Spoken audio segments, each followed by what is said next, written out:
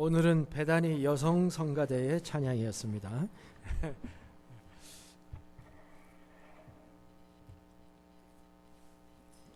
하나님의 말씀 고린도전서 15장 29절입니다. 만일 죽은 자들이 도무지 다시 살지 못하면 죽은 자들을 위하여 침례를 받는 자들이 무엇을 하겠느냐? 어찌하여 그들을 위하여 침례를 받느냐? 또 어찌하여 우리가 언제나 위험을 무릅쓰리요? 형제들아, 내가 그리스도 예수 우리 주 안에서 가진 바 너희에게 대한 나의 자랑을 두고 단언하노니 나는 날마다 죽노라. 내가 사람의 방법으로 에베소에서 맹수와 더불어 싸웠다면 내게 무슨 유익이 있으리요? 죽은 자가 다시 살아나지 못한다면 내일 죽을 터이니 먹고 마시자 하리라. 속지 말라. 악한 동무들은 선한 행실을 더럽히나니 깨어 의를 행하고 죄를 지지 말라.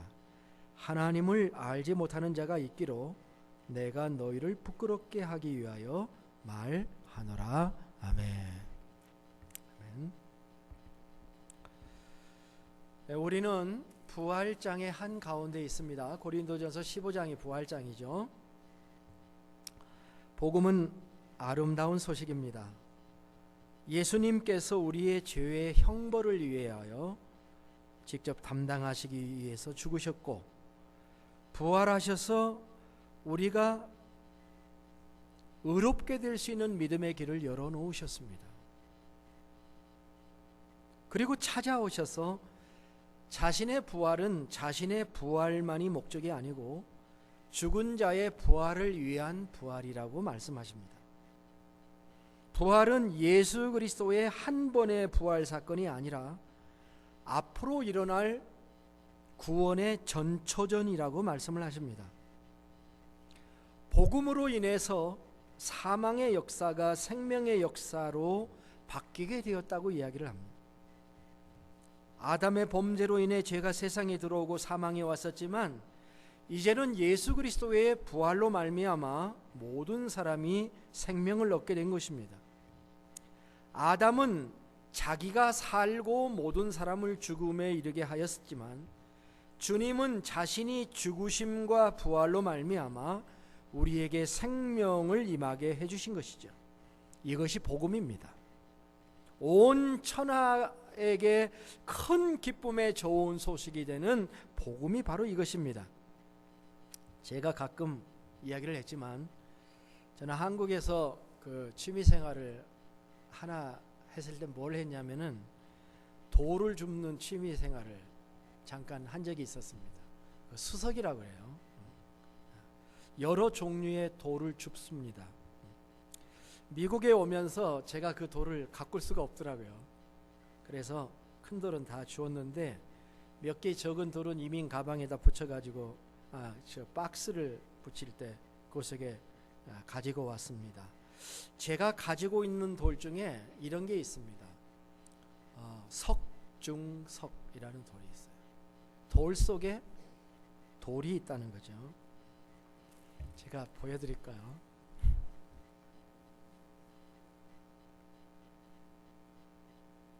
자, 이 돌이 보입니까? 돌이 보이죠? 잘 안 보입니까? 돌을 돌로 보면 됩니다. 돌인데 앞으로 이렇게 들어보니까 앞에 색깔이 다르죠? 다른 돌이 들어 있습니다. 그렇죠? 이 돌을 왜 보고 있냐면요, 휴가 갈 필요 없습니다. 이 돌을 딱 쳐다보고 있으면은 이게 산이고 여기가 물입니다. 바다 해안가예요. 네. 해안가거든요. 그리고 해안가에 해변까지 이렇게 길이 쫙 이렇게 나 있습니다. 가만히 보고 있으면 파도도 치고요. 사람들이 수영도 합니다. 이렇게 돌 속에 돌이 들어있는 것을 석중석이다, 그렇게 얘기를 합니다.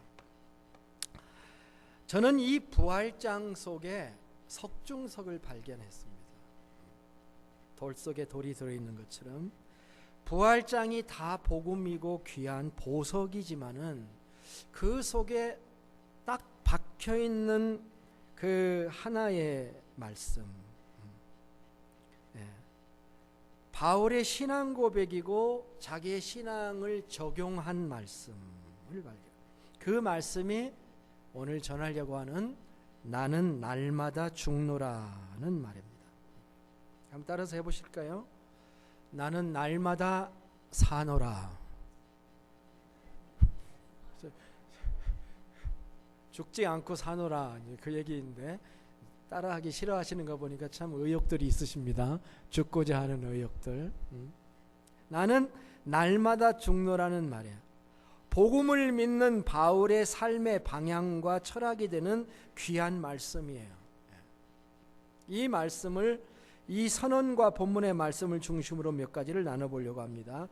첫째 말씀은 침례라고 하는 것은 부활을 상징해서 받는 거에 침례다라고 하는 말이에요. 29절을 읽어보면 만일 죽은 자들이 도무지 다시 살아나지 못하면 죽은 자들을 위하여 침례를 받는 자들이 무엇을 하겠느냐? 어찌하여 그것을 위하여 침례를 받느냐? 자, 사도 바울은 지금 침례에 대해서 이야기를 하고 있습니다. 침례는 믿는 자의 첫 번째 하는 순종과 같은 것입니다. 예수를 믿으면 바로 침례 받는 게 순서입니다. 침례는 복음을 담고 있는 그릇이죠. 예수님의 죽음과 부활이 침례에 그대로 그림처럼 담겨 있기 때문인 것입니다. 수장이라는 거 여러분 들어보셨죠? 물속에다 장사 지내는 거예요. 수장. 시체를 물속에 넣어서 장례하는 거. 전 세계적으로 수장이 행해지고 있습니다. 해군에서도 해병들이 죽으면 수장을 했어요. 옛날에는 냉장고도 없었으니까 해병이 죽으면 배에다 계속 놔둘 수 없잖아요. 바다에다가 수장을 하는 거죠. 그런데 이제 해병들은 바다에 사는 사람들이니까 수장하는 것이 명예로 여기는 그런 시절이 있었던 거죠. 침례는 일종의 그런 수장과 같은 거예요. 장례식을 하는. 사도 바울은 로마서 6장에서 침례의 의미에 대해서 이런 얘기를 해요. 무릇 그리스도 예수와 합하여 침례를 받은 우리는 그의 죽으심과 합하여 침례를 받은 줄을 알지 못하느냐?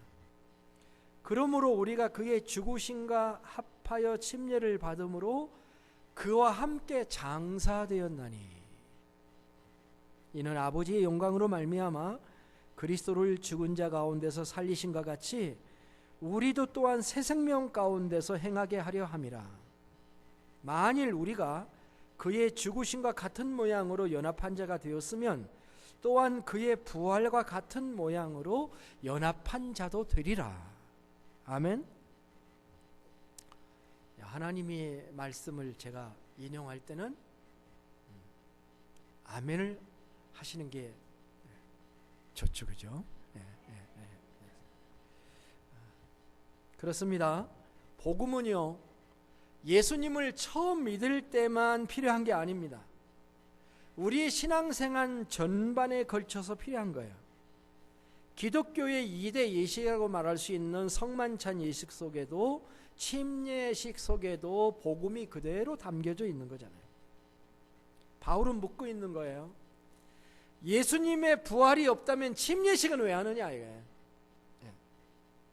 부활이 있기 때문에 침례식을 한다는 말을 하고 있는 거예요. 죄로 인해 죽은 자가 자기의 죽음을 깨닫고 예수님의 복음을 믿습니다. 그리고 침례식을 통해 신앙을 고백하는 거예요. 물에 들어가서 장사되는 것을 경험하고 다시 일어나서 부활의 신앙 고백을 하는 것, 이것이 침례식인데, 만일 우리가 부활을 믿지 않는다면 우리의 신앙 체계가 무너지게 된다는 것을 지적하고 있는 것입니다. 부활은요, 우리 신앙의 핵심 사항이에요. 이것을 기억하고 우리는 늘 부활 신앙을 소유할 수 있어야 될 줄로 믿습니다. 어떤 사람은 침례를 받으라니까 침례를 못 받겠다고 합니다. 왜냐하면 자기가 아직 완전하지 않기 때문에 침례를 받기가 매우 어렵다, 이런 생각을 하시는 분들이 있습니다. 그런 종류의 사람 중에 대표적인 사람 하나가 콘스탄틴 대제입니다. 이 콘스탄틴 대제는 AD 306년부터 337년까지 무려 30년이나 로마 황제로 있었던 전설적인 사람이에요. 기독교를 로마의 국교로 공인한 그런 황제였죠. 그런데 이 사람은 침례받는 것을 매우 망설였다고 합니다. 그는 이렇게 생각을 했다고 해요. 나는 왕이니까 사람도 죽여야 하고 계속 전쟁도 해야 한다. 그러니까 그런 거로 침례를 받을 수가 없다. 그는 죽을 때까지 침례를 받지 않고 있다가 죽음에 임박해서 침례를 받았는데, 그냥 가지 또 받기는 또 왜 받았는지 몰라요. 죽음에 임박해서 침례를 받았는데 전설에 따르면 침례를 받으러 물에 들어가서도 오른손은 안 들어갔대. 오른손은 안 집어넣었다는 그런 참 만화 같은 얘기가 있습니다. 신앙적으로 볼 때 이것은 매우 잘못된 것입니다. 누가 침례를 받은 사람은 완전하게 살 수 있다고 가르쳤습니까? 누가 그런 말을 한 적이 있습니까? 그의 자세를 모르는 바는 아니지만 복음을 믿고 부활의 소망을 드러내는 이 귀한 이식을 우리는 감사함으로 받아야 될 줄로 믿습니다. 침례는 부활을 증거한다. 그렇게 지금 말씀하고 있습니다. 이제 나는 날마다 죽노라는 말을 한번 상고해 보도록 하겠습니다. 이 말은 위에서도 강조했지만 부활장의 석중석과 같은 보석과 같은 말씀이라 그랬습니다. 부활신앙이 단지 이론이 아니라 삶에 실제 적용되어서 나타난 열매와 같은 것, 바로 그것이 오늘 이 고백이에요. 부활신앙을 가진 사람은 날마다 자신을 죽이는 것으로 그 부활신앙이 나타날 수 있어야 된다라는 말이에요. 이 사도 바울의 말은 진실된 신자의 모습을 우리에게 보여줍니다. 말을 많이 해야 그 사람을 알 수 있는 게 아니에요. 한마디를 하는데도 그 말을 들어보면 이분은 진실된 분이구나 하는 것을 알 수 있는데, 바로 그 말이에요. 나는 날마다 죽습니다 라고 하는 이 한마디 말을 들어보면 그는 진정으로 부활을 믿는 사람임에 틀림이 없구나 하는 것을 알게 됩니다. 바울 사도는 마르다처럼 말하지 않았습니다. 마르다는 이렇게 말했어요. 마지막 날 부활 때에는 다시 살아날 줄을 내가 아나이다. 그렇게 말했어요. 겉으로 보면은 그 말은 부활신앙을 확실하게 가진 사람처럼 들리지만 사실은 그는 부활이라고 하는 게 먼 미래일 뿐 지금 그 부활신앙이 자신의 환경에는 아무런 영향을 주지 못한다고 생각하는 사람들과 같은 생각을 하고 있는 것입니다. 그러나 사도는 이 부활의 신앙을 나는 날마다 죽노라라는 말을 통해 자신에게 적용점을 만들고 있습니다. 그는 부활의 확신을 가지고 사는 자의 모습이 어떠해야 하는가 하는 것을 분명하게 우리에게 보여주고 있습니다. 자, 여기서 우리는 나는 날마다 죽는다는 말이 도대체 무슨 말이냐 하는 의미를 한번 생각해 보도록 하겠습니다. 더 잘 이해하기 위해서 31절 32절의 말씀을 읽어보겠습니다. 자, 같이 읽어볼까요? 31절 32절. 형제들아, 내가 그리스도 예수 우리 주 안에서 가진 바 너희에게 대한 나의 자랑을 두고 단언하노니 나는 날마다 죽노라. 내가 사람의 방법으로 에베소에서 맹수와 더불어 싸웠다면 내게 무슨 유익이 있으리요? 죽은 자가 다시 살아나지 못한다면 내일 죽을 터이니 먹고 마시자 하리라. 사도 바울은 좀처럼 자기 자랑을 하지 않는 사람입니다. 그런데 지금 고린도 교인에게 자기 자랑을 지금 합니다.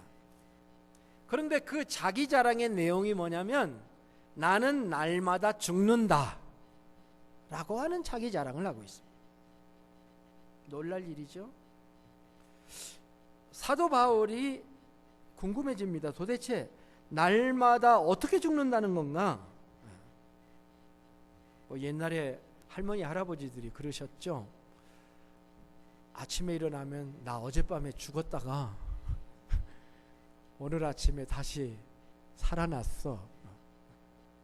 그렇게 몸이 힘들다는 그런 날마다 죽는다는 말일까요?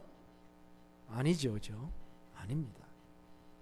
바울은 오늘 32절에 해답이 나오죠. 그것은 나는 날마다 죽는다는 말은 다른 게 아닙니다. 한번 따라서 합시다. 그것은 다른 사람과 싸우지 않고 죽는다는 말이다.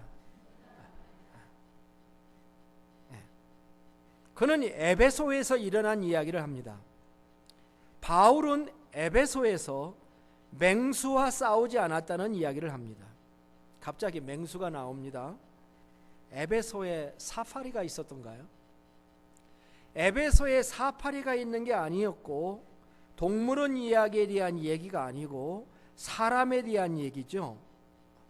그 사람이 싸납다는 거예요. 맹수처럼 싸나운 사람에 대한 이야기를 하는 것이죠. 사람들은 싸워야 될 때는 과감하게 싸워야 된다라고 이야기를 합니다. 맞습니까? Yes? No? Yes and no?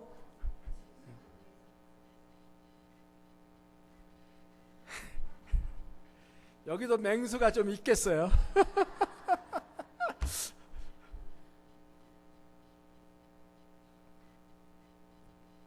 맞기는 하죠, 그 말이. 그런데 바울은 다른 이야기를 합니다. 싸워야 될 때, 본때를 보여줘야 할 때 포기해버립니다. 안 싸워요. 그러면 이렇게 질문할 수, 위험하지 않습니까? 내가 그렇게 하면 다른 사람들이 나를 만만히 보지 않겠습니까? 다른 사람이 나를 바보로 보지 않겠어요? 바보로 여길 텐데 염려가 많습니다. 30절에 이렇게 기록했죠. 또 어찌하여 우리가 언제나 위험을 무릅쓰리요. 위험을 무릅쓰리요. 무슨 말이냐면 분명히 그렇게 사는 것이 위험한 일이라고 하는 인식을 분명히 가지고 있어요. 일부러 위험을 무릅쓸 필요가 있겠느냐라고 얘기를 합니다. 그런데 그렇게 한다는 것입니다. 언제나 그렇게 한다. 이해가 안 가죠? 이렇게 사는 게 아닌 것 같지 않습니까? 왜 그렇게 살아야 하는지 이해가 안 가는 게 당연합니다. 왜 그렇게 언제나 위협을 무릅쓰고 나는 살아야만 한단 말인가?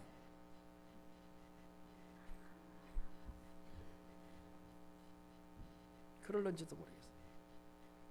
그런데 묻는 거예요. 왜 그런지 아느냐? 왜 그런지 아느냐? 어찌하여 위험을 무릅쓰려고? 왜 그런지 아느냐? 그런 말이에요. 여러분은 왜 그런지 아시겠어요? 왜 맹수하고 싸우지 않는가? 그래서 자신을 죽이는가? 왜 그런지 알겠어요? 답은 더 멀리 보기 때문에 그렇습니다. 더 멀리 봐요. 32절을 다시 보겠습니다. 내가 사람의 방법으로 에베소에서 맹수와 더불어 싸웠다면 내게 무슨 유익이 있으리요? 죽은 자가 다시 살아나지 못한다면 내일 죽을 터이니 먹고 마시자 하리라. 여기 세 가지 얘기가 있어요. 첫째는 에베소의 맹수와 싸우지 않는 이유는 싸워봐야 아무 유익이 없기 때문이다 라고 얘기를 하고 있습니다. 사실 싸움으로 문제가 해결되는 경우란 아주 적습니다. 아무리 옳은 소리를 해도요, 객관적으로 옳은 소리를 해도 옳은 소리를 한 사람이 이기는 게 아니라 목소리 큰 사람이 이깁니다. 그리고 감정의 골은 여전히 남게 됩니다. 그러니 원수들과 맹수들과 싸우느니 차라리 내가 죽는 것이 낫다라고 하는 거예요. 두 번째, 싸우지 않는 더 큰 이유가 있습니다. 내가 죽으면 하나님이 살려주시기 때문에 그렇습니다. 내가 살려고 발버둥 쳐봐야 소용이 없어요. 그러나 내가 죽으면 예수님의 죽음이 승리를 가져온 것처럼 내가 내 자신을 죽일 때 승리가 따라오더라는 거죠. 셋째는 역설적으로 말하면 나는 날마다 죽으려면 뭐가 있어야 됩니까? 여러분, 어제 죽었는데 내가 오늘 또 죽으려면 그 사이에 뭐가 있어야 돼요? 부활이 있어야 됩니다. 그렇죠? 날마다의 부활이 있지 않으면, 이 말은 죽은 자에게 부활시켜 주시는 하나님의 은총, 다른 말로 하면 이것이 복음에 합당한 삶을 살아가고 있는 것을 의미하는 것입니다. 날마다 하나님이 우리의 영혼을 소성시켜 주십니다. 그렇지 않는다면 우리는 다시 일어나 죽을 힘조차 없을 거예요.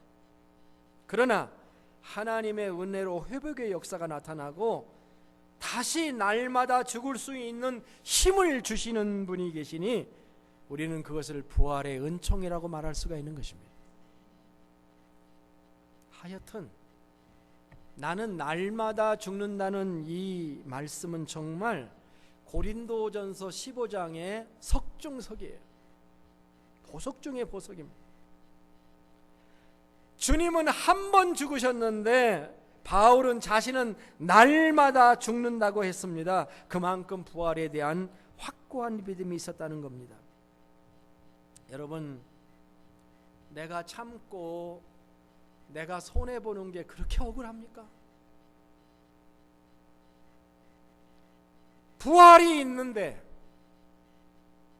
하나님이 날마다 부활시켜 주시는데, 부활한 후에 하나님이 보상해 주시고 심판해 주셔서 내 그 고통이 오히려 내 크레딧으로 바뀔 것인데 그게 그렇게 억울합니까?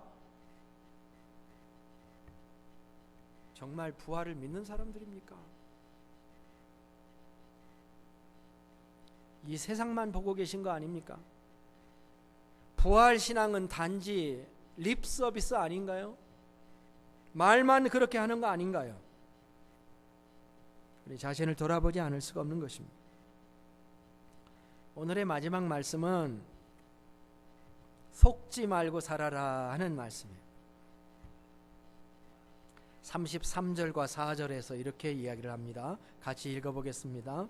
속지 말라. 악한 동무들은 선한 행실을 더럽히나니 깨어 의를 행하고 죄를 짓지 말라. 무엇에 속지 말라고 하는 걸까요? 속지 말라고 하는 이유는 바로 그 앞에 구절 32절 후반에 내일 죽을 터이니 먹고 마시자 하는 말입니다. 이게 이제 그 바탕이 되는 말입니다. 내일 죽을 것 같으면 여러분 오늘 먹고 마셔야 됩니까? 내일 죽을 터이니 먹고 마시자. 이 말이 틀린 말이 이게 뭐냐면은 내일 죽을 사람은요 오늘 뭘 먹을 수가 없습니다. 제가 우리 아버님을 봐서 잘 압니다. 우리 아버님 딱 두세 달 앓고 돌아가셨는데요. 마지막에는 잡수시는 것을 스스로 딱 끊으시더라고요. 제가 아주 강하게 입에다 밀어 넣으니까 마지못해서 맷을 드시면서 막 찡그리시더라고요. 그래서 추라이 하다가 이건 돕는 게 아니구나 이렇게 생각을 해요. 예, 내일 죽을 터이니 먹고 마시자. 이거 맞지 않는 말이에요. 자, 그런데 이 말은 우리 주변에서 흔히 쉽게 들을 수 있는 말이기는 해요. 부활을 믿지 못하는 사람들은 내일 죽을 것 같으면 오늘 모든 것을 이 세상에서 한번 해결해보자, 엔조이해보자고 하는 허무주의적인 마음을 갖게 됩니다. 이런 주장은 현 시대뿐만이 아니라 과거의 철학자들도 주장했던 사상이에요. 세상적인 지혜의 대표적인 주장이죠. 바울 당시는 에피큐리안 철학, 에피큐리오 철학, 즉 쾌락주의적인 철학의 표어이기도 했습니다. 이들은 영생과 저 세상을 믿지 않았습니다.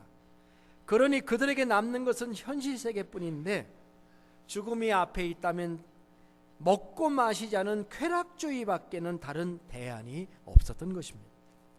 이런 사상은 1세기 헬라 시대뿐만이 아니라 구약 성경에도 역시 마찬가지입니다. 기원전 7세기에 이사야 시대에도 그러하였습니다.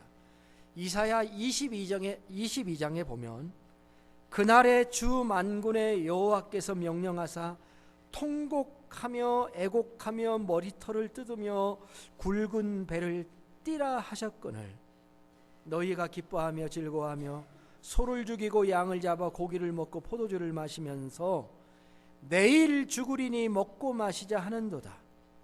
만군의 여호와께서 친히 내 귀에 들려 이르시되 진실로 이 죄악은 너희가 죽기까지 용서하지 못하리라 하셨느니라. 주 만군의 여호와의 말씀이니라. 하나님은 회개하라고 하시는데 하나님의 백성들은 순종하지 않습니다. 오히려 내일 죽으리니 오늘 먹고 마시자고 합니다. 딱 불신자가 할 소리입니다. 마귀가 좋아할 소리죠. 저들이 세상과 마귀에게 속은 것이에요. 세상을 사랑하는 자들의 전형적인 이야기입니다. 이 세상이나 세상에 있는 것들을 사랑하지 말라. 누구든지 이 세상을 사랑하면 아버지의 사랑이 그 속에 있지 아니하니 이는 세상에 있는 모든 것은 육신의 정욕과 안목의 정욕과 이 생의 자랑이니 다 아버지께로 온 것이 아니고 세상으로부터 온 것이다. 이 세상도 그 정욕도 다 지나가되 오직 하나님의 뜻을 행하는 이는 영원히 거하느니라. 영원히 거하느니라.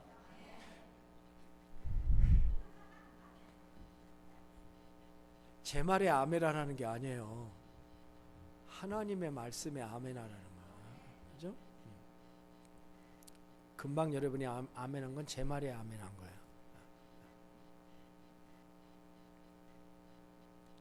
세상으로부터 온 정욕이나 자랑 같은 것을 가지면 우리는 절대 죽을 수 없습니다. 못 죽어요. 못 죽어. 그러니 속지 말아야 합니다. 세상의 가치관을 버리고 하나님의 복음의 말씀을 들어야 돼요. 속으면 무슨 일이 생기나요? 33절 34절입니다. 속지 말라. 다시 보세요. 악한 동무들은 선한 행실을 더럽히나니 깨어 의를 행하고 죄를 짓지 말라. 하나님을 알지 못하는 자가 있기로 내가 너희를 부끄럽게 하기 위하여 말하노라. 그렇습니다. 우리의 마음이나 정신이 세상에게 마귀 사탄에게 속임을 당하면 그 다음에는 뭐냐면 행실이 더러워져요. 죄를 짓게 됩니다. 따라서 우리는 세상에 속으면 안 됩니다. 세상이 죽으면 끝이다. 세상이 우리를 자꾸 속여요. 내일 죽을 터이니 먹고 마시라. 세상이 우리를 속이려고 해요. 그러나 우리는 우리의 생각과 마음을 잘 지켜야 됩니다. 아니야. 이 세상은 너무 조금 짧은 기간일 뿐이야. 하나님께 가는 그 세상이 우리의 리얼한 우리의 세상이야. 그게 실체고 이 세상은 그림자일 뿐이야 라고 우리는 고백하면서 우리가 하나님께 나아가야 됩니다. 빌립보서 4장 6절 7절에서 이렇게 말하죠. 아무것도 염려하지 말고 다만 모든 일에 기도와 간구로 너희 구할 것을 감사함으로 하나님께 아뢰라. 그리하면 모든 지각에 뛰어난 하나님의 평강이 그리스도 예수 안에서 너의 마음과 생각을 지키시리라. 기도로 무장해야 되는 겁니다. 그래서 이 세상이 다가 아니다. 우리에게는 영생이 있다. 우리는 이 세상에서 하나님의 나라를 준비하는 자들이다. 우리는 이 세상에서 영광을 누리기 위해 지은받은 존재가 아니다. 우리는 살아서 죽는 자가 아니라 우리는 죽어서 사는 자이다. 사탄은 정반대로 이야기하죠.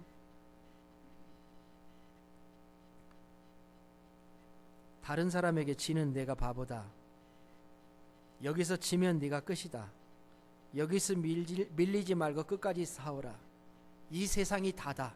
네가 보는 게 다다. 이렇게 우리를 유혹합니다. 그리고 이 속임수에 넘어가면 원망과 분노의 치를 떨고 범죄하고 우리의 말과 행실이 더러워지게 되는 것입니다. 형제자매 여러분, 속지 맙시다. 그리고 사탄의 더러운 전략에 넘어가지 말고 깨어 의를 행하십시다. 사도 바울은 아시아 전도를 하면서 참으로 온갖 고난을 경험했습니다. 그는 힘에 지날 정도로 심한 고난을 받아 살 소망이 끊어지고 마음의 사형 선고를 받았다고 고백을 합니다. 그러나 자기를 의뢰하지 않고 죽은 자를 살리시는 하나님의 능력을 의지하고 살았던 것입니다. 이것이 바울의 승리였습니다. 저는 사도가 빌립보 교회 교인들에게 보낸 서신서의 이 말씀을 읽음으로 오늘의 말씀을 마치려고 합니다. 내가 그리스도와 그 부활의 권능과 그 고난의 참여함을 알고자 하여 그의 죽으심을 본받아 어떠해서든지 죽은 자 가운데서 부활에 이르려 하노라. 내가 이미 얻었다 함도 아니요 온전히 이루었다 함도 아니라 오직 내가 그리스도 예수께 잡힌 바 된 것을 잡으려고 달려가노라.